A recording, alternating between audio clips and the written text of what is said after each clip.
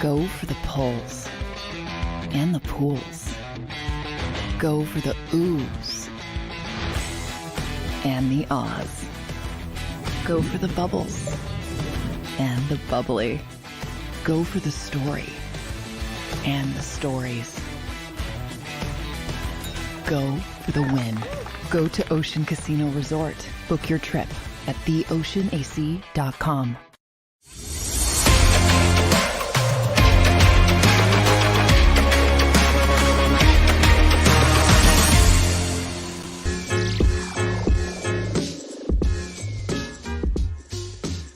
What's up, everybody? Welcome into the Legal Hands to the Face show with Bill Colarulo on this wonderful Victory Monday.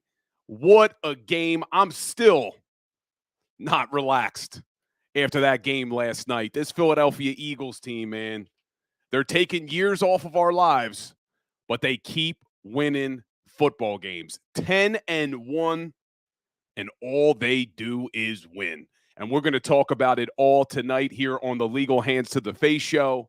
We got a great show scheduled for tonight. We're going to break down the Eagles-Bills. I'm going to try to keep it positive to start the show because we need to enjoy this because we are seeing things that we have never seen as a Philadelphia Eagles fan. And really, the NFL has never seen what this Eagles team is doing week after week. So we will keep it positive in the beginning, but there is a lot to talk about. There's a lot of areas for improvement. I know a lot of fans are upset about the play calling. I know a lot of fans are upset about the defense, the game plan. So we're going to get into it all. So I'll keep it positive in the beginning, but then we are going to get into this game plan, this play calling, this defense, which needs to be better as well. And then we're going to turn our focus to the San Francisco 49ers. It's finally here. When the schedule came out, a lot of people had this game circled on that schedule, and it is finally here. And we'll bring in Dr. Chris Radcliffe. We're hoping to get Dr. Radcliffe tonight. He may be in the hospital, so hopefully his Wi-Fi works. I want to talk to him about some of these injuries. Lane Johnson, Fletcher Cox, Zach Cunningham. Word is Dallas Goedert's going to try to play this weekend. So we got a lot to talk about tonight, a great show. I'm going to take you all the way up to the 8 o'clock hour, little Monday night football tonight. Vikings are back in action, so we'll talk about it all. But let's get a little roll call in the chat. See some of my crew here already checking in. Xavier Spencer with a what up 10-1 Eagles. Rich McClatchy in the house. Jay Koch is ready to talk. The OC is trash. He's ready to get negative right away. We'll get there, Jay. I promise. The real RMP, that was a great game. Good win. Got to stay building up for Sunday. Barbara Carroll, good evening. How are you? Thanks for checking in. Cobra, the Eagles are horrible. Oh, boy. Getting negative already. Well, I want to try to keep it a little bit positive to start. But, guys, if you are listening to the podcast, because we do upload this to the audio, just know this is being simulcast on the Legal Hands to the Face YouTube channel, my YouTube channel, Bill Colarulo, as well as across the JAKIB Sports network. So if you hear me talking to people in the chat, that is because we are doing a live show. But if you're listening on the podcast, give us a like, give us a review on whatever podcast platform you're listening. If you guys are here watching on YouTube, give me a like, give me a subscribe, make sure you're hitting that share button. And if you're not already following me on Instagram, make sure at the end of the show you head over to Legal Hands to the Face, Bill Colarulo on Twitter. We're posting multiple pieces of content every day on nothing but Philadelphia Eagles. And a reminder, we also host the Philly Sports Power Hour right here on the JAKIB Sports Network every day, Monday through Friday from 10 a.m. to 11 a.m.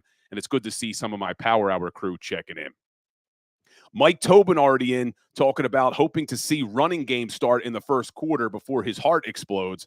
All right, we're going to get there because I know everybody wants to get to the improvements, but let's take a second to enjoy this Philadelphia Eagles win because it was an unbelievable win. Really, at the end of that first half, it looked like this game was over. But if we have learned anything about Jalen Hurts, Nick Sirianni, and this Philadelphia Eagles team, it's to never stop watching because you know they're going to play until the final whistle. And you talk about resiliency. This team's down 10 at halftime. And I'm sure you've seen the stats. Jalen Hurts at the half, 4 for 11, 33 yards, 2 turnovers, and a passer rating of 7. That's not a mistake. A passer rating of 7. Bad weather. Every excuse in the book, if you want to throw out excuses, it was a short week. They were coming off of a road game on a Monday night in Kansas City. They just had an emotional win against the Kansas City Chiefs. You throw in the Thanksgiving holiday. You throw in the fact that the San Francisco 49ers were the next game. Were they looking past the Buffalo Bills? You got bad weather. You find out the morning of the game that your all-pro right tackle wakes up with groin soreness. He can't go. You got Fletcher Cox hurts his groin in the game. Zach Cunningham hurts his hamstring in the game. You were already without Dallas Goedert, already without Milton Williams. All of these excuses. Jalen Hurts doesn't look good in the first half. The play calling was bad in the first half, and I know everybody wants to talk about that. We will get there. But they battle back. They're down by 10 in the fourth quarter. And then this team does what they do. They turn it on. Eagles actually took the lead with 11 minutes left in the fourth quarter on that great play to Olamide Zaccheaus. And we're going to talk about OZ later on in the show. But a great play, great rollout by Jalen Hurts, playing schoolyard football at that point. Points to OZ, tells him to go deep, throws a great pass. OZ makes the catch. Eagles go up 28-24. And we're thinking, oh, man, they're going to do it. Well, it's not over yet. Buffalo Bills march right down the field, take the lead on a touchdown, making it 31-28. There's only 1 minute, 52 seconds left on the clock. But did anybody doubt that Jalen Hurts was going to bring this team down to tie it up? And this is what I talked about a little bit last week. Everybody was making the excuse that the only reason why this Philadelphia Eagles team beat the Kansas City Chiefs last week was because Valdez Scalding drops that ball that Patrick Mahomes threw. Well, if you remember correctly, there was about 1 minute and 45 seconds left on the clock. If that ball gets caught in Kansas City, Eagles would have been down 3 with 1 minute 45 left. Well, they found themselves in that exact situation, 1:52 left on the clock, down by 3. Jalen Hurts takes them down the field. They would have liked to have been a little bit closer. Back-to-back false start penalties on Jason Kelce. Who saw that coming? When was the last time, if ever, did you see back-to-back false starts on not only a center, but the best center in the league, future Hall of Famer, Jason Kelce? But it didn't matter because the most clutch kicker in Philadelphia Eagles history comes walking out. And I said this morning on the Philly Sports Power Hour, and I'll say it again, not taking anything away from David Akers. David Akers was a great kicker for this team for many years. One of the best to ever do it in this town. But Jake Elliott is the most clutch kicker I have ever seen in a Philadelphia Eagles uniform. All he does is make kicks at big moments. You saw it in his first big kick of his career.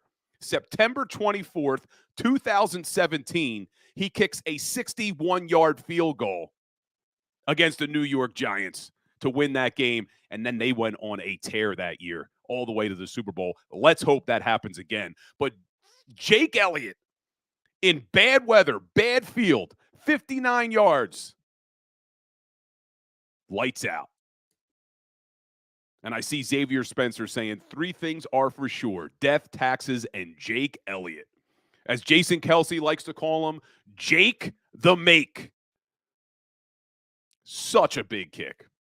Such a big kick. And I see Jason A-Team checking in. Good to see you, Jason. Thunderbird checking in. But Jake the Snake, Jake the Make, big kick. And then what they do in overtime, man, still couldn't let us breathe. They let the Buffalo Bills, who win the coin toss, come down the field. Defense finally holds them. What's up, MC? Seeing MC checking in. Finally holds them, and now they're down 3. This team just kept battling back. Down 10 at the half. Down 10 in the fourth quarter. Down 3 with 1 minute and 52 seconds left. Down 3 in overtime. And I did a video on my Instagram page today. A little over 10 years ago, that game would have been over with that field goal by the Buffalo Bills. If you guys remember correctly, the old rule in the NFL, it was the first team to score. Didn't matter if it was a field goal. Didn't matter if the opposing team had an opportunity with the ball or not. It was the first team to score. But thankfully, the NFL changed that rule in 2010 for the playoffs, saying, hey, if a team kicks a field goal, we're going to give the opposing team an opportunity. And then 2 years later in 2012, they rolled it out for the regular season as well. And thankfully they did, because we would have been ripped off yesterday of an amazing finish where then Jalen Hurts takes the Philadelphia Eagles 9 plays, 75-yard drive with a quarterback draw to finish the game. And if you guys haven't seen that play, go back and watch Jason Kelce. He pulls left and completely takes the guy out of the picture. A beautiful textbook block by Jason Kelce. Jason Kelce, still playing at an extremely high level. Hoping he comes back next year. I don't know if he will. And the Philadelphia Eagles win 37-34. Unbelievable. All they do is win. And we talked about being down 10-plus points. That was Jalen Hurts' 8th straight win when being down 10 or more points. He already had the record at 7 straight. He had the record at 6 straight. He had the record at 5 straight. No quarterback, since they started tracking this in the 90s, had more than 4 games where they were down by 10 or more points and came back to win. Jalen's now done it 8 damn times. And if you looked at Jalen Hurts, he looks the same when he's down 10 as he does when they're up 10. He is a tremendous leader. I have not seen a better leader in all of Philadelphia sports. There's been some good ones. There have been some good ones. I'm not taking anything away from other guys who have worn this uniform or have worn Philadelphia sports uniforms. But you cannot tell me that there is a leader better than Jalen Hurts. And this team feeds off of it, man. Absolutely feeds off of it. And you talk about resiliency, short memory. Jalen Hurts, 4 of 11 in the first half for 33 yards. 14 of 20 for 167, 3 touchdowns, a rushing touchdown, no turnovers, and a passer rating of 134.8. And just listen to some of these stats that Jeff Kerr put out from CBS. Jalen Hurts, when tied or trailing this season in the second half and overtime, so basically when the games matter most, he's 50 of 74, close to 68% completion rate, 686 yards in the air, 10 touchdowns, a 136.6 passer rating. Unbelievable, man. Unbelievable, Jalen Hurts. And you talk about clutch. I told you Jake Elliott is the most clutch kicker I have ever seen in Philadelphia, maybe in the NFL. And people forget Super Bowl 52, Jake Elliott hit a big field goal after Brandon Graham's strip sack that made that an 8-point game. And I forget how long that field goal was, but it wasn't a chip shot. It was 48. Maybe it was 48 yards. But that was a big kick to make it an 8-point game. They missed that field goal in Super Bowl 52. It's a whole different world with Tom Brady getting the ball with great field position, only down 5. But Jake Elliott, listen to some of these numbers that Reuben Frank from NBC Sports Philly put out. Jake Elliott, 5th kicker in NFL history with 3 career field goals of 59 yards or more. He's one of 5 kickers. Think about that. All of the kickers who have gone through the NFL, there's only been 5 of them who have more than 3 59-yard field goals. And one of them is Jake Elliott. He's 9 of 9 on game-tying or game-winning field goals. He's never missed. Knock on wood. He is 6 of 7 this season from 50-plus. It's unbelievable, man. Unbelievable. And I see people in the chat talking about Brian Johnson. I promise you, we are going to get there. I promise you. And I see people throwing out Frank Reich. We're going to talk about it all. We are going to talk about it all. But let's give our flowers to the players who deserve them to start this show. We talked about Jalen. We talked about Jake Elliott. And now I want to talk about Olamide Zaccheaus. Local kid, St. Joe's prep product, Olamide Zaccheaus. We know how good A.J. Brown is. And you've seen, again, how good Devontae Smith is over the last few games. Teams are putting a lot of focus on A.J. Brown, as they should, and Devontae Smith has been stepping up in a big way. But let's talk about Olamide Zaccheaus, because one thing that has frustrated us fans over the last couple of years has been that wide receiver 3 position. And let's call it like we see it, Quez Watkins. Quez Watkins not showing up and making big plays in big moments. And a lot of people, including me, wanted to see the Philadelphia Eagles upgrade their wide receiver 3 position in the offseason. And now you see Julio Jones getting a lot of those wide receiver 3 reps. But Quez Watkins was activated yesterday.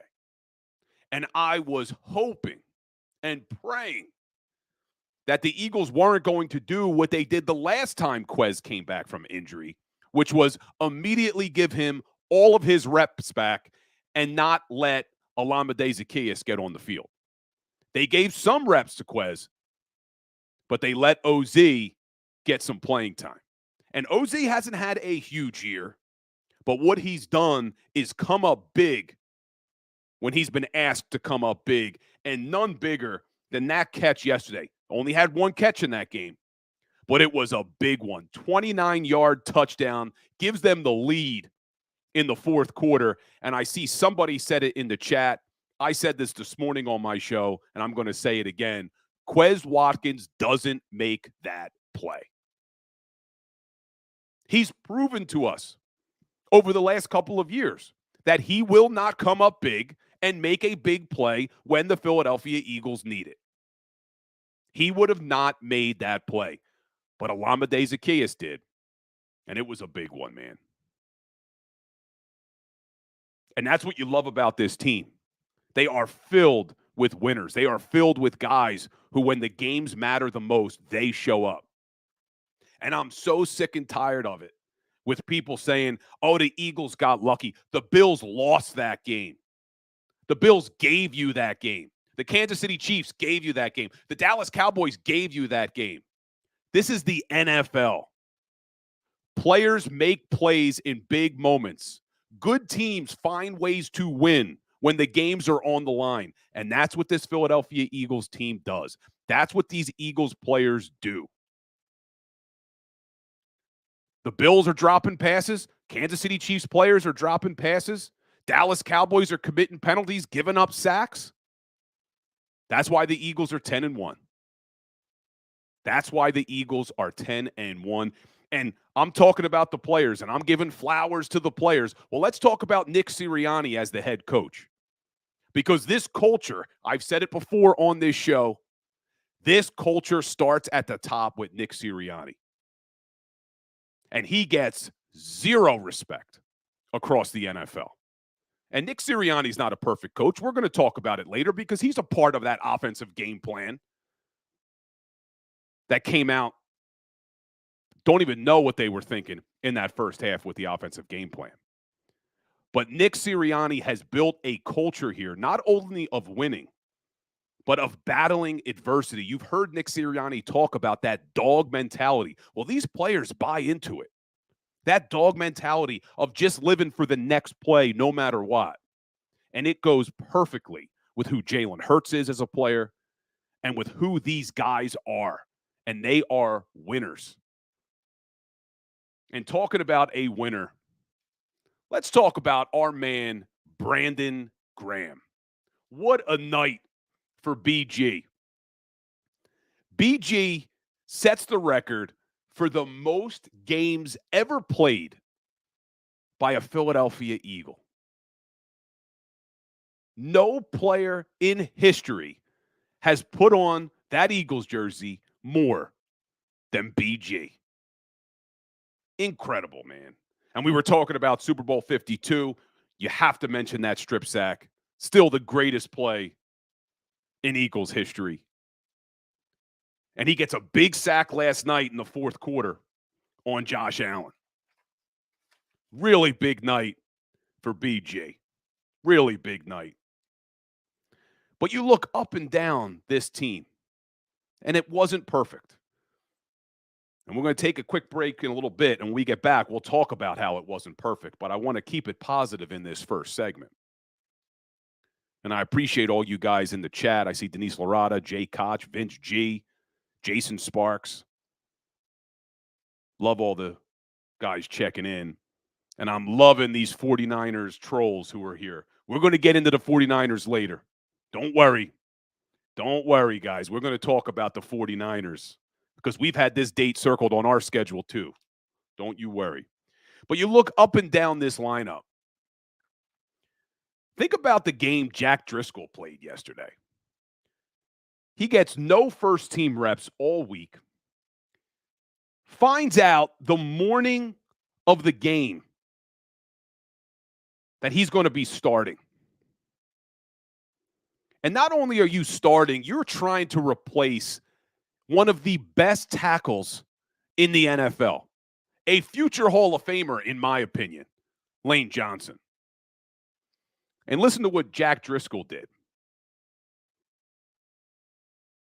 He allowed 4 pressures on 39 pass blocking snaps. 4 of them came on the first 14 plays in the first half. After that, he didn't allow a pressure on the next 26 pass plays in that second half. He got a little bit of help. We'll give some credit to the coaching staff for changing the game plan a little bit, but he battled in that game. And Driscoll actually played pretty damn well. You look at this Buffalo Bills team. They were a good defense. I said it. If you follow me, you know I was breaking down the Bills game leading in, talking about this was a good defense. They were a top 10 defense in the league. They were number 2 in the NFL in sacks coming in with 39 sacks. They had only given up 17 points a game. 17 points per game. And not only did the Philadelphia Eagles put up 37, they put up 30 points after halftime against a team who was giving up 17 points a game coming in. And you got Jack Driscoll. Doesn't just stop with him. We talked about Kelsey. We've talked about Jalen Hurts. Devontae Smith showing up in a big way. No Dallas Goedert. You have your backup tight ends in there. They played their butts off in the second half. And then on defense, We're going to talk about how this team can improve on defense because it needs to improve. But you look at how many snaps they played, 95 defensive snaps in that game. 95. The time of possession, 40 minutes and 30 seconds to 26. That defense was on the field for 40 minutes. You had no Milton Williams. Fletcher Cox goes out. So what did that mean? Jalen Carter, Jordan Davis, Marlon Tupulotu. They had to play more snaps than they've ever played in their life. And I saw a stat, and at first I thought it was a joke. You all remember Jordan Davis, big boy Jordan Davis, chasing after Josh Allen to push him out of bounds late in that game. Well, this was a stat that I actually thought was a joke, and it turns out to be true. Jordan Davis reached a top speed of close to 17 miles per hour while chasing Josh Allen. That's from Next Gen Stats. That is the second fastest speed reached of any player over 330 pounds. And to put that into perspective, Josh Allen's top speed was a little over 18 miles an hour. Jordan Davis can move, man. And he is hustling late in that game after playing more snaps than he's ever played in his life. Because these guys win. And you heard Nick Sirianni talk about it after the game. It helps that you have veterans on this team, for sure, like BG and Fletch and Lane Johnson and Jason Kelsey. But it also helps that they have guys from Georgia and Alabama who their entire life, all they've done is win big games. I bet you if you talk to this team, a lot of these guys probably haven't lost more than 5 or 6 games in their life, dating back to high school and then looking at their college careers and now playing for this Philadelphia Eagles team. And that's contagious, man. Being a guy who's played sports his entire life, I'm sure a lot of you guys have played sports your entire life. You join a team that has a winning culture, it is contagious. You find ways to win. And I don't know about you, but I've been on teams who don't have a winning culture, who lose a lot of games, and you find ways to lose. And that is not this Philadelphia Eagles team. And we need to enjoy it. And when we get back from the break, we are going to break it down. We're going to talk about some negatives. We're going to talk about things that this team absolutely has to improve. But we also have to take some time to enjoy what we are watching because we may never see it again. You may never see the wins, the way this team is winning at an incredible rate. And I said it on the show last week. I said it on the Philly Sports Power Hour this morning. What you are seeing, you don't see it in the NFL. You see it in high school. You see it in college where the Philadelphia Eagles have now had the best record in the NFL since week 1 of 2022. They've now won 27 out of their last 29 regular season games with Jalen Hurts. This is high school stuff, college stuff. You don't see this in the NFL. So let's enjoy it. When we get back, guys, we will turn our focus to some things they need to improve because it's not all positive. But take the break, enjoy it, give yourself a little Eagles chant, hit that like button, engage, hit me up in the comments. When we come back, guys, we'll talk about things I think this team needs to work on. We'll be right back. Go to get your game on. Go for the beers. Go for the cheers. Go for the hit and the hits. Go for the stakes and the stakes. Go to get your parlay on. Go to get your party on. Go for the scene. Go for the screens. Go for the gallery. Go for the win. Go to Ocean. Visit theoceanac.com to plan your visit. At Pond Lehocky, we've recovered billions of dollars for our clients, and we're confident we can do the same for you. With over 250 years of combined courtroom experience, we've helped over 100,000 injured clients obtain some of the largest settlements in Pennsylvania. One conversation is all it takes to help you and your family get back on track. If you've been injured in an accident, give Pond Lee Hockey a call. They're carving them up and good play calling along the way. First and goal at the 6.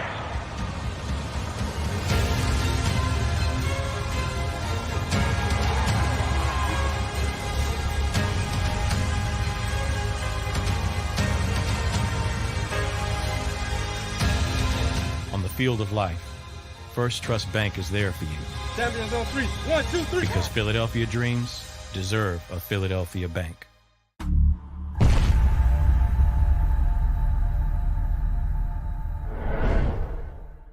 We're here to show you a better way to spend your state income taxes and get the money to where it's needed to most to the thousands of qualified kids. What we like about Blocks is they really know where the need is. This program ensures that their dollars come 100% into these kids for their tuition assistance. If you are able, Blocks makes the EITC piece go very quickly and very smoothly. Turn your PA state tax liability into need-based scholarships and receive a 90% tax credit.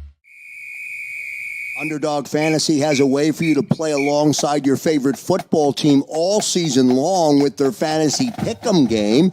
You pick between 2 to 5 players, select whether they'll go higher or lower on one of their stats, then do what you usually do on a Sunday, watch the games. You can win up to 20 times your money in a single game by going 5 for 5. It's a fantasy game, and the Sports Betting Show wants you to get involved. Go to UnderdogFantasy.com. When you sign up, use the promo code WIN, and Underdog will double your first deposit up to $100. That's UnderdogFantasy.com. Use the promo code WIN. Do you stream on a Roku, Fire Stick, Google TV, or Apple TV? Now you can watch 6ABC 24/7 with the 6ABC Philadelphia streaming app. And the big story on Action News? Search 6ABC Philadelphia and start streaming today. EAGLES, Eagles.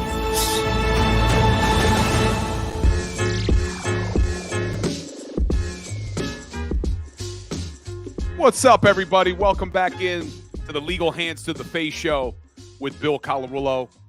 I appreciate everybody spending some time with me tonight on this Victory Monday as we get ready for Monday Night Football. And if you guys are Sixers fans, big Sixers game tonight against LeBron and the Lakers. We'll talk a little bit about that tomorrow on the Philly Sports Power Hour. But Legal Hands to the Face is all Eagles all the time, so we will continue to talk about our Philadelphia Eagles. But I just got some bad news. Dr. Radcliffe will not be able to make it tonight. Got a call from his assistant saying he is still in the operating room. So as much as he would love to make the Legal Hands to the Face show, if he's doing surgery, I guess we'll let him continue to do surgery. But we'll talk to him because Dr. Radcliffe and I, we're going to talk a little bit tonight about why are we seeing so many Achilles tears in the NFL. Him and I talked a little bit about it last week. So he went and did a little bit of research to see if artificial turf had anything to do with these injuries. He sent me some articles. He did some research. As you know, Dr. Radcliffe, extremely smart.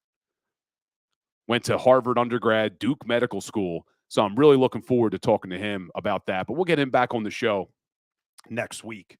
But we'll let him do his operating. He's got a busy evening, so hopefully everything is okay there. But let's turn our focus. I told you guys that we will talk about things this team needs to improve, and I see everybody in the chat already talking about it. But I want to get this out of the way first because I talked about how I don't think Nick Sirianni gets enough credit. And I see Mike Tobin saying, why can't he bring the phone into the OR? I think he's actually hands-on. I think he's hands-on doing surgery. But I don't know. Next time we'll tell him, just bring the damn phone in. Legal Hands to the Face is on the air live. But we talk about this coaching staff and about the things they need to do to improve. But I still don't think that Nick Sirianni gets the credit that he deserves. And when I talk about how good teams find ways to win, you look at the penalties last night. And I know Buffalo Bills fans and Eagles haters want to talk about how the referees were on the Eagles side. Stop. okay? You make yourself sound dumb when you start talking like that. The Philadelphia Eagles were the more disciplined team last night. Was that a pass interference on Darius Slay on the sideline where he's holding his jersey? Sure it was. But you know what I thought that was? A veteran move, because the referee who's calling that penalty is behind you. It wasn't like he had his hands outside. He's holding them here. It's a veteran move. They missed it. But most of the penalties that were called on the Buffalo Bills were penalties. They committed those penalties. 11 for 80 yards. Philadelphia Eagles, 4 for 30. And 15 of them were in overtime on the roughing the passer play on Nicholas Morrow. And I said this today on the show, and it's going to get me worked up again, and I'm curious what your opinion is in the chat. Listen, I completely agree with the NFL wanting to protect these franchise quarterbacks. Without the franchise quarterbacks, you see the quality of play in the NFL plummet. So I am all for trying to protect these quarterbacks as much as possible. And if that means that some of these roughing the passer calls are going to get called, even though it frustrates the hell out of us, I'm okay with it. But what I am not okay with is the flopping by the quarterbacks, is the constant whining and asking for roughing the passer penalties. Stop. Okay? Because you know the NFL is doing things to protect you. Why do you flop? Why do you flail your arms? Why do you turn and beg and whine and ask for the roughing the passer call? That bothers me. You don't see Jalen Hurts doing that. You see Patrick Mahomes is starting to do that, and that's pissing me off because Mahomes is one of the greatest quarterbacks we have ever seen in the NFL. Just play, man. Just play. If there's a roughing the passer call, they're going to call it. Stop with the flopping. Stop with the whining. There's an entire minute highlight reel of Josh Allen throughout his career doing nothing but flopping, flailing his arms, and asking and begging the refs for penalties. There is nothing that bothers me more about that. Nothing that bothers me more. And you saw it again last night. I don't think that was a penalty on Morrow. Got to be more disciplined. Don't throw out the arm. But that's a flop. And I said it today on my show. The NBA has a new rule this year. A flopping rule. That is a foul against the team that flops. It's a technical foul if you flop. I think the NFL should consider it. Because if these quarterbacks want to be protected, and I agree they should be protected, if they're going to flop, then I think they should be penalized. Curious what you guys think in the chat, because that just frustrates me so much with them begging for the flags. Just play the damn game. If the ref throws the flag, he throws the flag. Stop begging for it. And look, it's different. Look, if you're getting held, you want to tell the referee, hey, I'm being held. That's different. But to flail your arms and flop and then beg for the roughing the passer call bothers me. Bothers me. But anyway, felt like the Eagles did a better job. They were the more disciplined team last night than the Buffalo Bills. And they did make the proper corrections in the second half, and we will get there, at least on offense. But I'm going to start with the defensive side of the ball. I know everybody wants to talk about Brian Johnson. And we will, and we should. But I want to talk about this defensive game plan, because this defense has me concerned. I'm not sure that what we are seeing right now is a championship defense. You look up and down their stats right now, and it is concerning. Now, I'm a fan of Sean Desai. And I see Frank Gallo checking in the chat saying both coordinators need to be replaced. I'm not there yet on Sean Desai. I still think Sean Desai can be a very good defensive coordinator. But I am concerned about this defense. Now, one of the things that they have been able to do before this Buffalo Bills game was really come out in the second half over the last two games, the Chiefs and the Cowboys, and shut them down. They held the Chiefs to 0 points in the second half. They held the Dallas Cowboys to 6 points in the second half. You saw them do the same thing against the Los Angeles Rams, where they started to really shut them down in the second half. Same thing with the Miami Dolphins. But last night, this defense really got exposed. And I know you had no Fletcher Cox. Milton Williams was a big loss. Zach Cunningham going down was a big loss. But I am very concerned about this defense. You let the Buffalo Bills put up over 500 yards of offense last night. And this offense was good. Don't get me wrong. This Buffalo Bills offense, we talked about it all week last week. Top 10 offense in every single category outside of turnovers. They were 26 in the league in committing turnovers. But every other category, the Buffalo Bills offense was right up there. Top 10 in points per game, yards per game, passing yards per game, third down offense. And we're going to talk about third down because that's one of the major concerns I have with this Philadelphia Eagles defense. But look at some of these stats. 505 yards of offense. They let Josh Allen throw for 339, and they let him run for over 80 yards. And sometimes we always want to blame the coordinators. Everybody wants to blame Sean Desai, and he should share in some of the blame allowing 500 yards. But some of it is execution by the players. There were times in that game yesterday where Sean Desai had a called spy on Josh Allen, where they were supposed to have a spy, and everybody knows what a spy is. It's a player dedicated to the quarterback so he can't break the pocket and scramble. And there were times they had that spy on, and they just missed the tackle. They just weren't in the right position. That's not on the coach. Players got to execute. Look, we want to give credit to players when they make big plays. You got to talk about it when the players don't execute, when the coach has them in the right position. And like I said, Desai wasn't perfect last night. He wasn't perfect, but he did have some good calls. That James Bradbury interception, I'm giving Sean Desai a lot of credit for that play.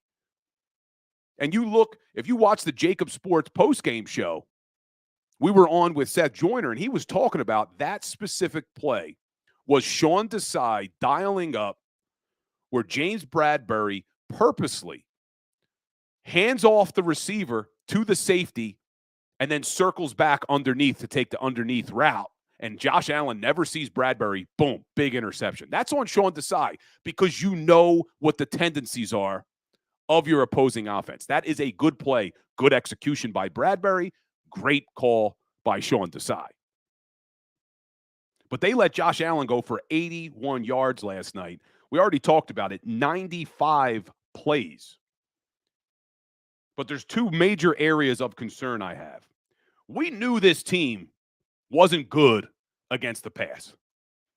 Talking about our Philadelphia Eagles defense. We knew they have struggled against the pass all season long.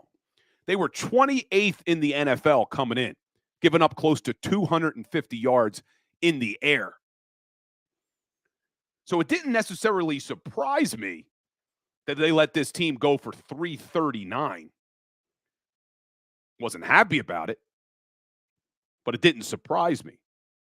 Well, after that game, they now sit close to the bottom, even more so, dropping another spot, 29th in the league. But one of the things that this team did well before the last two games is they stopped the run better than anybody. They were number one in the NFL. Going into that Kansas City Chiefs game, they were only giving up 63 yards a game on the ground. Number one rush defense. Look, and I know this week we talked about it. No Milton Williams, big loss. No Fletcher Cox, big loss. But Fletcher Cox did play in that Kansas City Chiefs game. And you look at this Philadelphia defense, they're now third in the league, giving up 85 yards a game. But I want to look at what has happened the last 2 weeks in that running defense. Because you looked at what the Kansas City Chiefs were able to do with Isaiah Pacheco. They put up 168 yards rushing, the Kansas City Chiefs. The Buffalo Bills put up 173. That's over a 170-yard average in the last 2 games. In the first 9 games, teams were averaging 66 yards a game. And they only allowed one team in 9 games to go over 100. You now have had back-to-back weeks where they let up 100 yards, let up over 150 yards. The most they had given up before the Chiefs game was 107. And I see Jason Sparks. I agree with you. Milton was out, Cox went down, and Jordan and Jalen Carter aren't built to play that amount of snaps. That is true. But this is the reality of the NFL down the stretch. You may not have all of your players every week. You may not have healthy players in the playoffs. You have to be able to play. And the reason why our defense was on the field as much as they were on the field, you're talking about how Jalen Carter and Jordan Davis had to play so many snaps. Do you know why they had to play so many snaps? Because this Eagles defense was horrible on third down. Absolutely horrible. And let's take a look. Going into that Buffalo Bills game, the defense was already bad on third down. They were giving up third down conversions 43% of the time. That was 27th in the NFL. We would have killed for 43% in that game. 43% was what they were averaging, and it was near the bottom of the league. 43% would have been a world better than what the Eagles defense did against the Buffalo Bills. They let the Buffalo Bills offense go 13 of 22 for over 59% in that game. And we love to talk about it, and I love to talk about how Sean Desai has shut teams out in the second half. Do you know what the Buffalo Bills did on third down in the second half and overtime? They went 7 of 10 for 70%. 70%. They had 22 third down opportunities in that game. That's why our defense was on the field so damn much. And how many times did we see a third and long that the Bills converted on? You are not going to win a lot of games in the NFL if you are going to lose on third down as much as the Philadelphia Eagles defense lost on third down in that game. And look, I'm going to give credit to the Buffalo Bills. They had the second best third down offense in the league coming in. They were only a 1/10 of a point behind your Philadelphia Eagles for third down efficiency. They had a good third down offense, mainly because you saw what Josh Allen can do with his legs. He has the ability to extend drives with his legs, just like Jalen does. That's the reason why both of those guys lead 2 of the best third down offenses in the league. But you have to figure out a way to get off the field on third down. You cannot let teams convert 70% in the second half. And that has me concerned. And when we look forward to this San Francisco game, that's going to be a big part of it. Look, I talk about it every week. There's really 3 areas to football games where I think dictate who wins. Turnovers, third down efficiency, red zone efficiency. And it is amazing. It really is amazing that the Philadelphia Eagles lost 2 out of 3 in those categories and still won this game. They lost a turnover battle 2-1. They lost third down by a landslide. But they did have a better red zone efficiency. They were 100% in the red zone. And I think Buffalo was 4 of 5. But those third and longs, you have to get off the field if you want to win football games in this league, especially against these better teams. But Eagles got away with it. The Eagles got away with it. But you look at this defense, And like I said, I am not putting all the blame on Sean Desai. I think Sean Desai can be a good defensive coordinator in this league. The players have to execute too. But you look at this defense, and these numbers may change a little bit because there's a game tonight, but they shouldn't change much as far as where they rank. But the Philadelphia Eagles are 19th in the NFL, giving up 341 yards a game. 20th in the NFL, giving up over 22 yards per game. 29th in the NFL in passing yards against at 256. Still top 3 in rushing yards against, but not the last 2 weeks. Not the last 2 weeks. They're 18th in takeaways, 11th in sacks, 30th in third down efficiency. 30th. There's only 32 teams in the NFL. And the Philadelphia Eagles defense is 30th on third down. That's a problem, a big problem. And that's something that Sean Desai and this Eagles staff needs to figure out real quick. And what was the other key to a game that I talked about? Turnovers, third down, and red zone. Philadelphia Eagles are 29th in the league in red zone defense. So this defense needs to get better. They need to get better on third down. They need to get better in the red zone, and they need to start forcing more takeaways. And I put that blame all around. Sean Desai shares in it, but these players need to execute better as well. And one of the players that I was hoping to talk to Dr. Radcliffe about was Zach Cunningham. Because Zach Cunningham sustained a hamstring injury in that game. And Zach Cunningham's been your best linebacker on this team. And I don't think it's been close. Morrow's played well, but Zach Cunningham has played a majority of the snaps at linebacker. He's been one of your best linebackers in pass coverage. One of your best linebackers against the run. And now he goes down with a hamstring. And this Eagles team was already light at the linebacker position. Look, if you followed me, you know we've been screaming about this since the offseason. I wasn't happy with this linebacker position from the offseason. I didn't like that they were putting all their hopes into Nakobe Dean, a guy who's only in pass defense. And I see Adam's exploits in the chat, and that's what I'm about to talk about, Shaq Leonard. I think the Eagles have to get him. We need depth at the linebacker position. I don't know what Shaq Leonard has left. Me and Seth Joyner talked about it last night on the postgame show, that teams don't let good players walk. Because, well, I'm seeing Bowner Johnson asking me if I'm dead. I don't know what that means. I don't know what that means, Bowner. But Seth Joyner said it last night.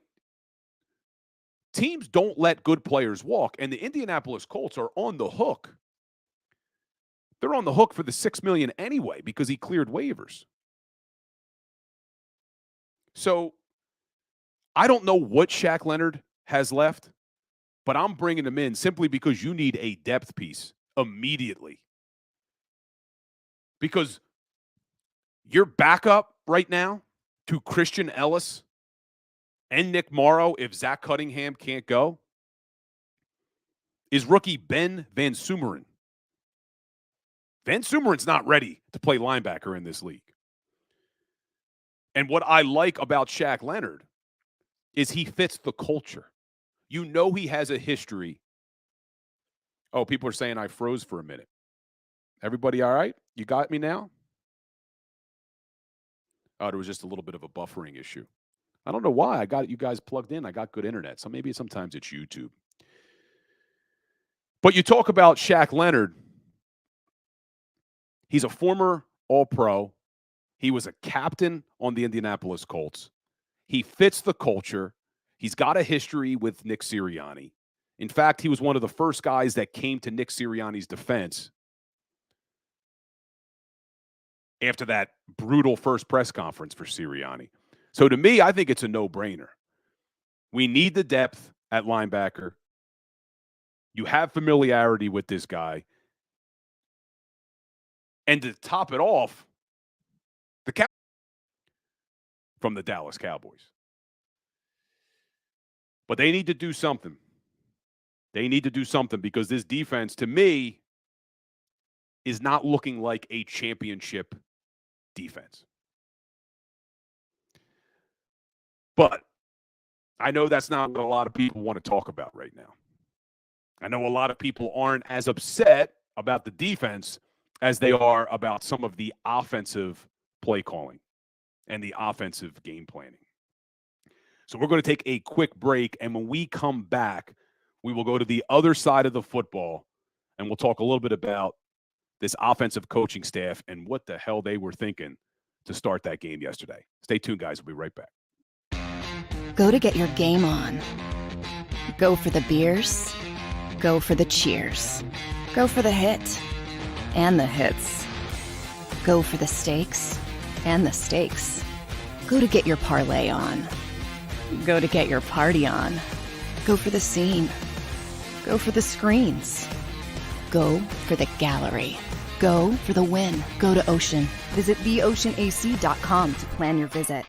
At Pond Lehocky, we've recovered billions of dollars for our clients, and we're confident we can do the same for you. With over 250 years of combined courtroom experience, we've helped over 100,000 injured clients obtain some of the largest settlements in Pennsylvania. One conversation is all it takes to help you and your family get back on track. If you've been injured in an accident, give Pond Lehocky a call.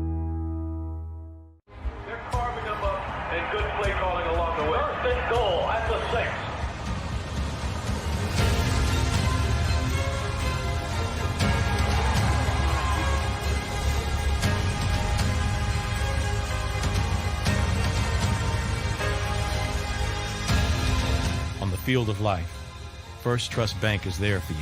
Champions on 3. 1, 2, 3. Because Philadelphia dreams deserve a Philadelphia bank.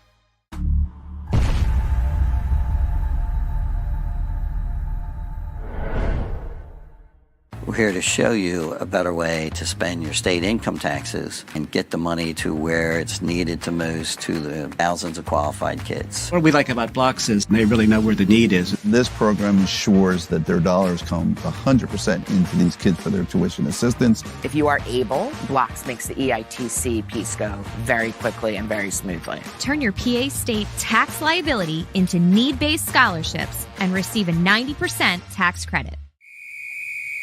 Underdog Fantasy has a way for you to play alongside your favorite football team all season long with their fantasy pick'em game.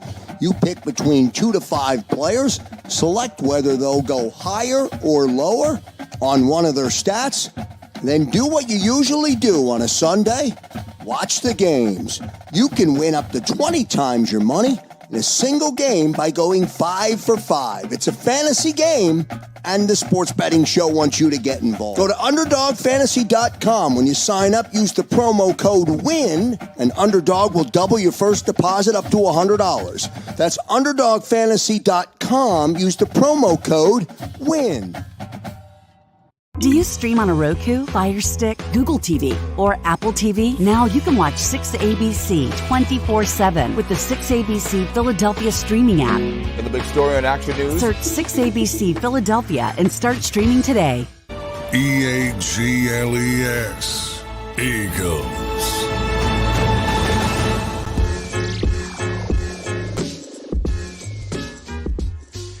What's up, everybody? Welcome back into the Legal Hands to the Face show with Bill Colarulo. Appreciate all my people in the chat engaging. Appreciate you all hitting that like button for us, hitting that share button. And like I said, if you're not already following me on Twitter at Bill Colarulo, on Instagram at Legal Hands to the Face, make sure you're following me. Make sure you're engaging. I like when you guys comment on the videos, send me DMs. I put polls up a lot on my Instagram story. I want you guys voting. So be sure, hit me up. Let me know things you want to talk about. And check us out on the Philly Sports Power Hour every day right here on the JAKIB Sports Network at 10 o'clock. We'll be doing that tomorrow. I think tomorrow I'm actually filling in on Sports Take with Rob Ellis as well. So you get Philly Sports Power Hour on Tuesday from 10 to 11, and then Sports Take from 11 to 2. So hopefully I'll see some of you guys there tomorrow. But before we get into this offensive coaching staff and the game plan, I want to talk about what I love about this city and our fans. We are sitting here at 10-1, and there are a lot of people, including people in this chat and a lot of people on my Instagram page, who are demanding that the Philadelphia Eagles fire Brian Johnson and bring in Frank Reich. I want to just take a step back and think about what we are asking for. And we're going to talk about why this offensive coaching staff needs to make some improvements. But we have a 10-1 football team. We have an offense that currently sits in the top 10 in the NFL. And we want to fire our offensive coordinator and bring in a guy who's 1-10.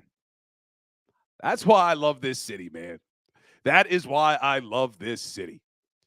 But I will say, a lot of the offense doesn't pass the eye test. And it's not all stats, but I am torn. We're going to talk about this. We're going to talk about how infuriating that offensive game plan was going into that Buffalo game. But I am torn. I don't think it's as bad as some people are saying it is.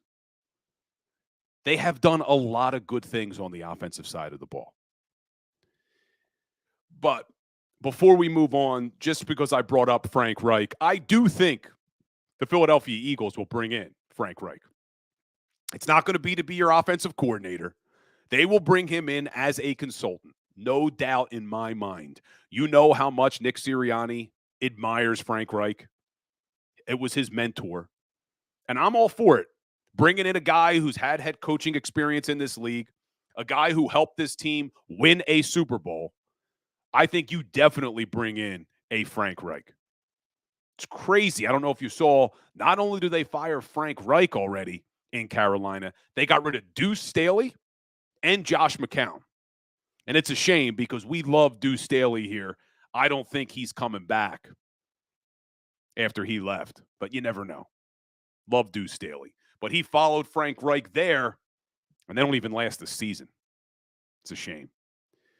But I said it on my show today about how, remember when the Philadelphia Eagles, after Super Bowl 52, came out to a little bit of a slow start in 2018, that everybody in Philadelphia was saying, oh, it was all because of Frank Reich. They only won that Super Bowl because of Frank Reich. Doug Peterson can't coach. Doug Peterson's a pretty damn good coach, man. He is a pretty damn good coach. And I like Frank Reich, will always like Frank Reich. Definitely helped contribute to that Super Bowl 52 team. But you look back, and I don't think that we gave Dougie P enough credit saying it was all Frank Reich. Dougie P's got those Jacksonville Jaguars sitting at 8-3. Love Doug Peterson. But I would bring in Frank Reich. I'd bring him in as a consultant. Can't hurt. They did it last year with Vince Fangio. So we'll see. But he's not coming in to be your offensive coordinator. They're not getting rid of Brian Johnson. But with all that being said, the offensive game plan going in to that game against the Buffalo Bills was ridiculous. Absolutely ridiculous. Not only was it bad weather, not only were the Buffalo Bills the 27th ranked defense in yards per carry against, you found out a couple hours before kickoff that your all-pro right tackle isn't going to play. So let's go through that one more time. Horrible weather. The 27th ranked defense in yards per carry against. All-pro right tackle out of the game. And the game plan was to come out and only give your running backs 7 carries in the first half and only give DeAndre Swift 3 carries the entire first half. You saw immediately, once they started running the football in the second half, what that did for this Eagles offense. And listen, I said this earlier today on the Power Hour. I am not one of these guys who thinks it's 1995 in the NFL and you need to run the ball 50 times a game. It is a passing league. You should pass the ball a lot in this league, but you cannot completely abandon your running game. You cannot completely ignore one of the best playmakers on this team in DeAndre Swift and only give him 3 carries the entire first half, especially when you don't have your all-pro right tackle. And instead of letting Jack Driscoll get into a rhythm early by letting him hit somebody, you have him backing up on every play. The Eagles came out in that game and they called 3 straight pass plays. Do you think maybe it would have been a better decision to let Jack Driscoll hit the guy in front of him a little bit? Maybe that slows down the pass rush. You saw it in the second half simply by running a little bit of play action, slowed down that pass rush. And then they started to move the football. You look at the first half, they gave DeAndre Swift 3 touches. Second half, they gave him 10 carries. He had 57 yards. He averaged 5.7 yards a carry. And he is what sparked that offense. His 36-yard run is what completely sparked that offense and set them up for the rest of that second half and overtime. And the reason I say we need to talk about Nick Sirianni as well is this isn't all Brian Johnson. Nick Sirianni's a part of the game plan. This is Nick Sirianni's offense. Nick Sirianni is the offensive coach. He is involved in these game plans. I did not understand why they came out in that game throwing the ball 3 straight times and only giving DeAndre Swift 3 touches in that first half. And like I said, you saw what happened in the second half when they were balanced. They ran the ball 14 times in the second half, and they threw it 15 times. And they moved the ball. They put up 30 damn points against one of the top defenses in the league by simply being balanced. And this is why I say I am torn. Because as bad as the game plan was in the first half, I have to give credit where credit is due. And I thought Brian Johnson called a great game in the second half. I thought the play calling was really, really good in that second half. And I know one thing that we all hate, and we all yell at the screen every time they call a bubble screen to the wide receiver. And they called it in the first half to Julio Jones, and we're all yelling at the TV again. Why? You can't run the bubble screen.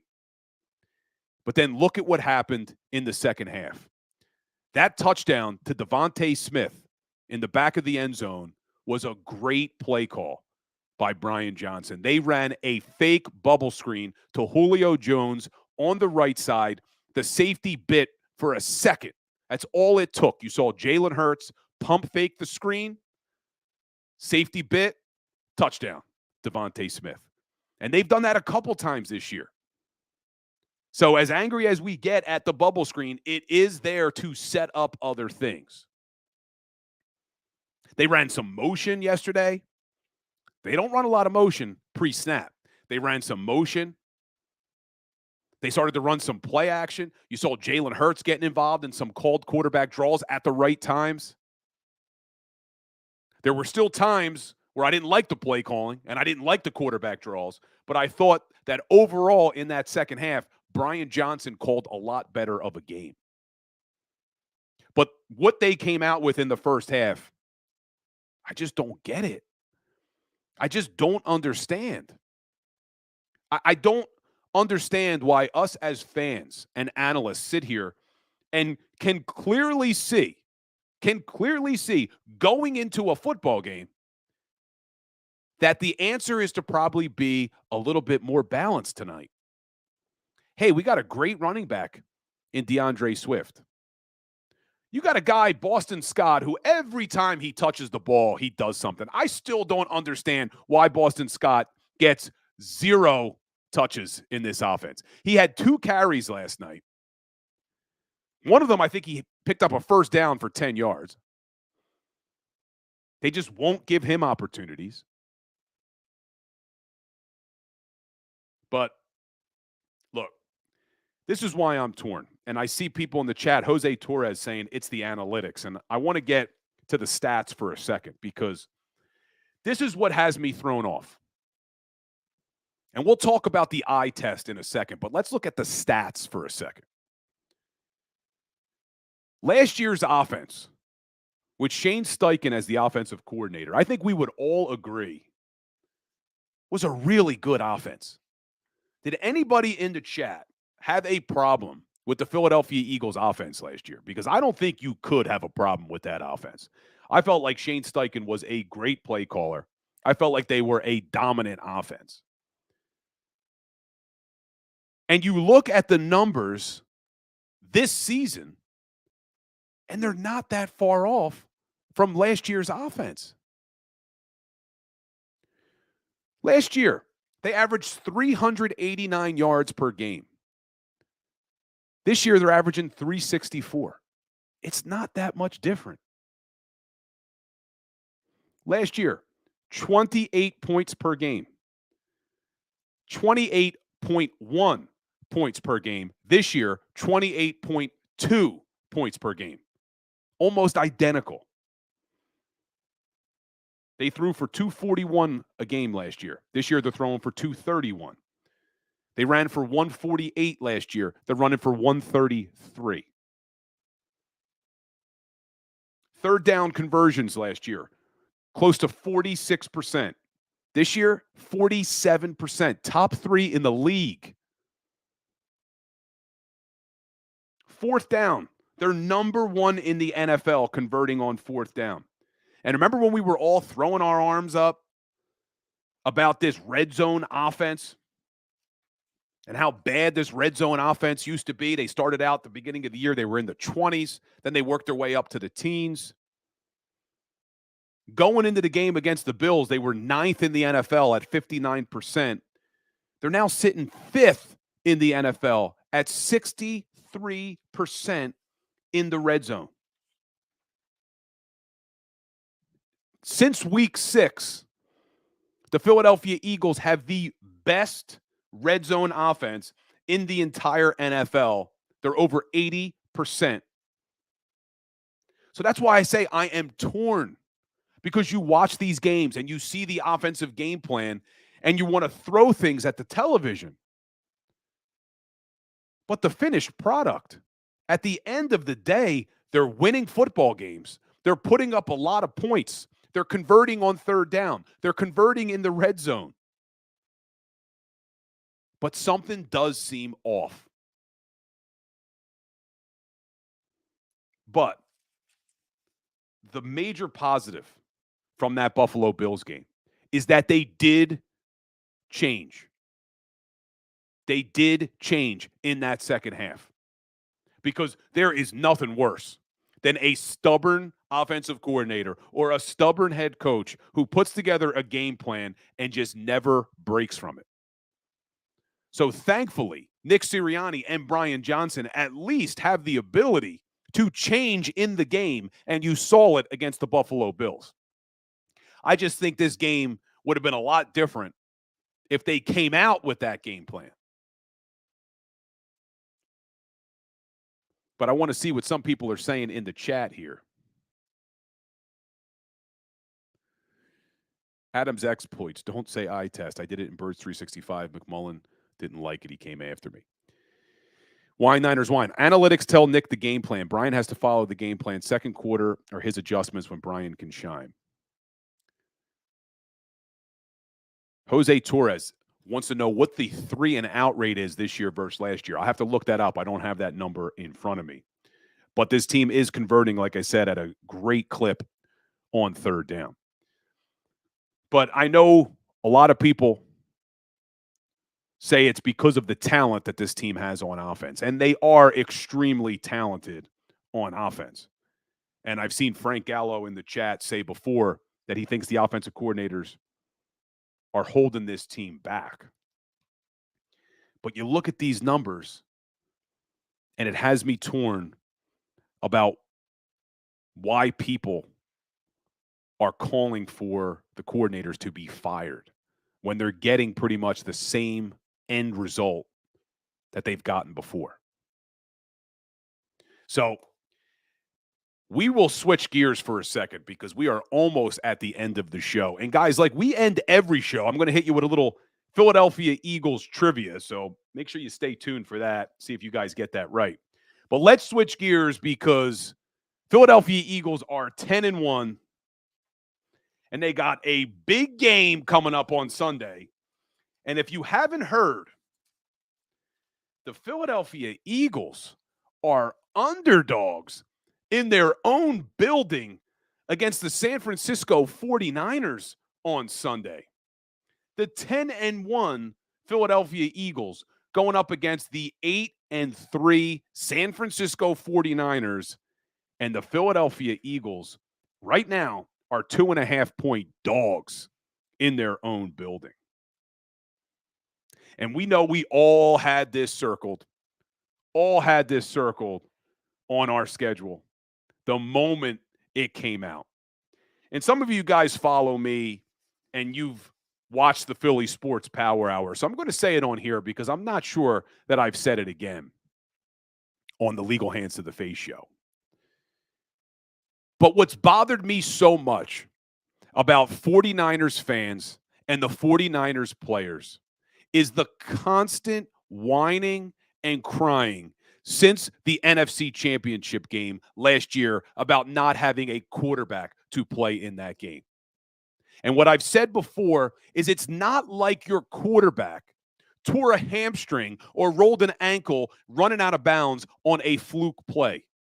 Your quarterback got knocked out of that game because Kyle Shanahan decided to block one of the best defensive players in the league, Hassan Reddick, with a backup tight end. And Hassan Reddick knocked him out of the game. And then your offensive line couldn't block Reddick again, and he knocked Josh Johnson out of the game. So stop acting like you had some fluke injury and didn't have a quarterback. The Philadelphia Eagles were the better team in that football game. And they dominated you 31-7. And they knocked out not one, but two quarterbacks on big sacks because your offensive line couldn't block them. So I'm sick of the whining. And that's why the Philadelphia Eagles fans have had this circled on their schedule since it came out. But here's the crazy thing. We're going to be up for this game. Philadelphia Eagles want to win this game. But this game means a lot less to the Philadelphia Eagles than it does to the San Francisco 49ers. Philadelphia Eagles have set themselves up very nicely at 10-1.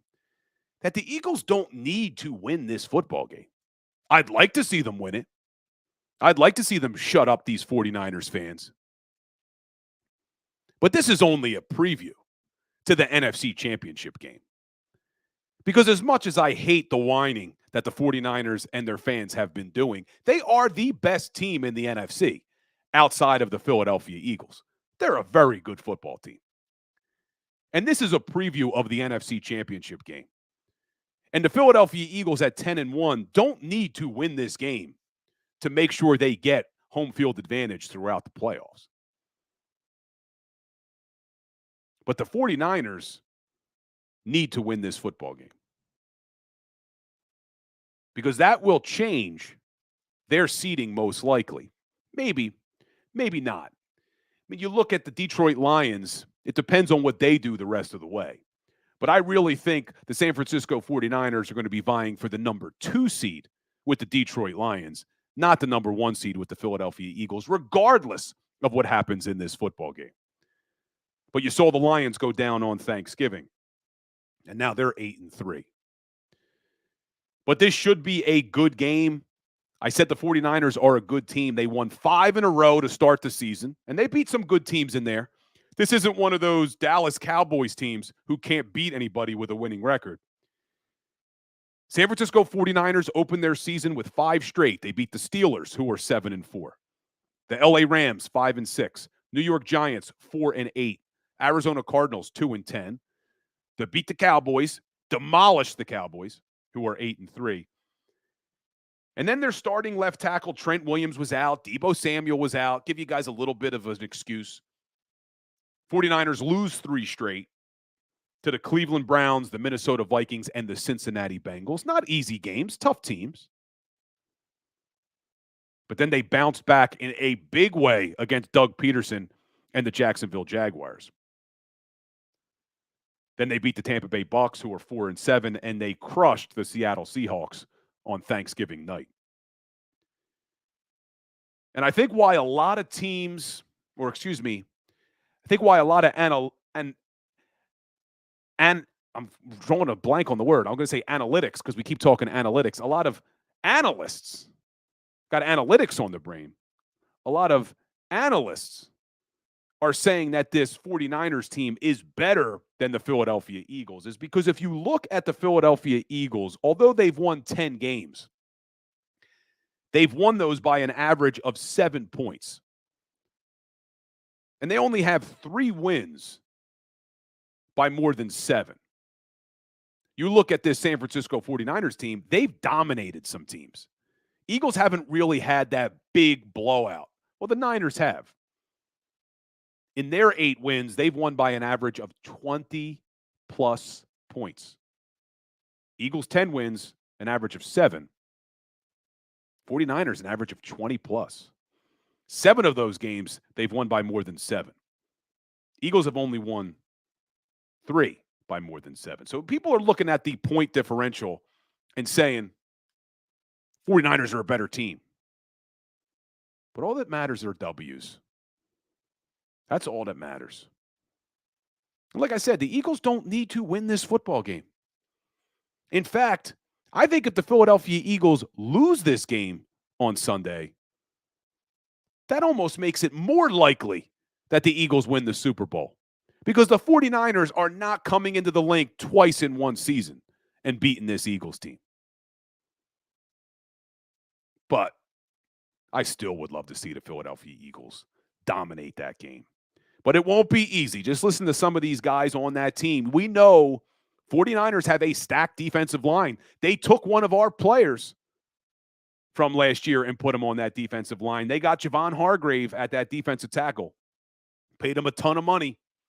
You know how good Javon Hargrave is, how good he can be in that interior. So Jason Kelce will have his hands full. They also have Eric Armstead. They made the trade for Chase Young from the Washington Commanders. And they still have Nick Bosa. They have Randy Gregory coming off the bench. They have an extremely good defensive front. And they have one of the best linebackers in the league in Fred Warner. Dre Greenlaw's not bad either. Now, both of their safeties are going to be out. Hufanga and Odom, both are going to be out for this game. But that defense is very, very good for the 49ers. You look at the Niners defense, top 5 in the NFL in yards against. Best team in the league in points against at 15.5. And number 2 against the run.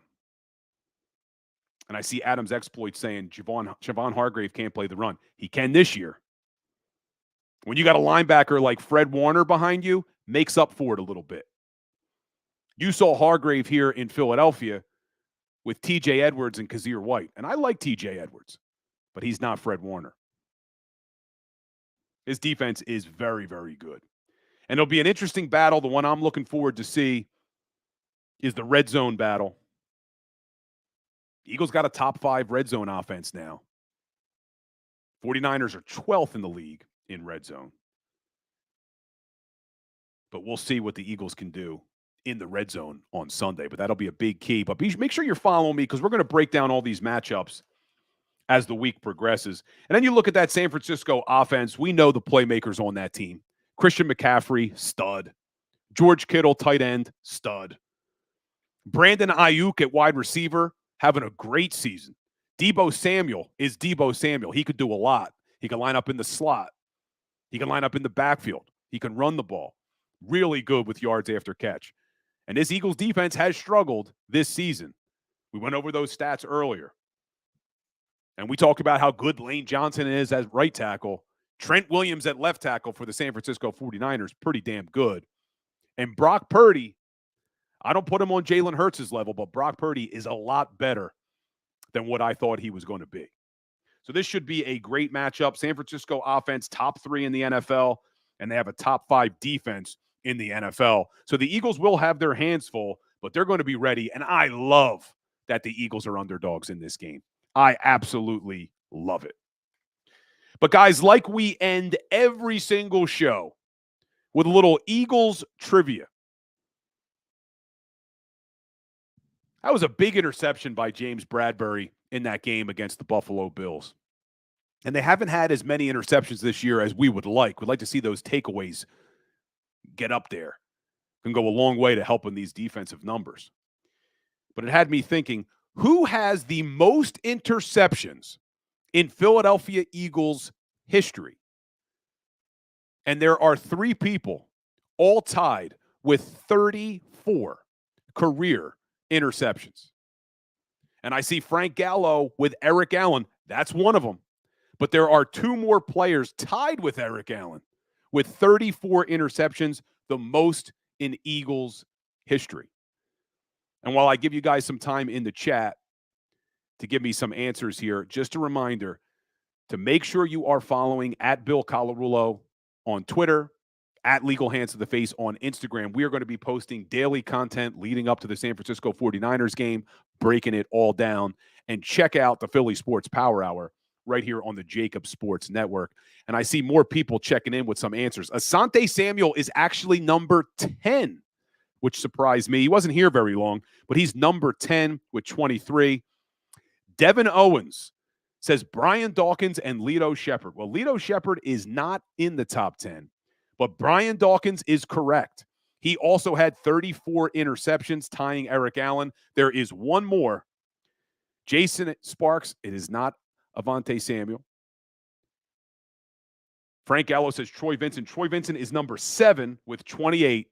But my man Chuck Hutton got it. And so did Wine Niners Wine. Bill Bradley also with 34 interceptions. And you really have 3 generations here of players. Dawkins played from 96 to 08. Eric Allen played from 88 to 94. And Bill Bradley, 1969 to 1976. That is the answer. Those are your top 3. Coming in at number 4, only 1 interception behind them. Herm Edwards with 33. And then rounding out the top 5, Wes Hopkins with 30 interceptions. And I see some people saying Troy Vincent, he was number 7 with 28. And another big name, Asante Samuel, 10th with 23. But B-Dawk, Eric Allen, and Bill Bradley all have the record with 34 career interceptions. Guys, I appreciate all of you being here. Again, hit that like button. Make sure you're following me on all your favorite social media channels. We're not just on Instagram. We're on TikTok. We're on Threads. We're on Twitter. We're obviously on YouTube and Facebook, where this is being played live. And if you want the audio, if you didn't catch the whole show, head on over to all your favorite podcast platforms. Search for the Legal Hands to the Face show, and the audio of this show will be uploaded every Tuesday morning after we air the show. Appreciate you all. Hit that like button, guys. As always, go Birds. Go for the polls and the pools. Go for the oohs and the ahs. Go for the bubbles and the bubbly. Go for the story and the stories. Go for the win. Go to Ocean Casino Resort. Book your trip at theoceanac.com.